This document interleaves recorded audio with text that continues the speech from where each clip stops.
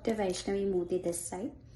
આજે વાત કરીએ કે ફેસ પર થતા નોર્મલ એટોપિક ડર્મેટાઇટિસ, સફેદ દાગા અથવા કોઈક વાર તમને એવું લાગે કે આ સ્કિન કલર કરતાં અલગથી થોડું થયું છે, થોડુંક હાઇપર પિગમેન્ટેડ લીશન છે, તો તમે આઈધર સિમ્પલ મોઇશ્ચરાઇઝર લગાડો અથવા કોઈ ડૉક્ટરને બતાવીને ક્રીમ લગાડો. એસિડ કે કોઈ બીજી હાર્મફુલ વસ્તુ નહીં લગાડવી.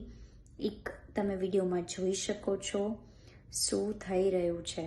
ઇફ યુ યુઝ સમથિંગ, બરાબર, કંઈક ખોટું લગાડ્યું છે એના પેરેન્ટ્સે, એને લીધે ચાઇલ્ડને સિમ્પલ છે એટોપિક ડર્મેટાઇટિસનું પેચ હતું, એમાં આ રીતે એકદમ બ્લેક ક્રસ્ટ બની ગયો, ચૂનો લગાડ્યો હતો એમણે.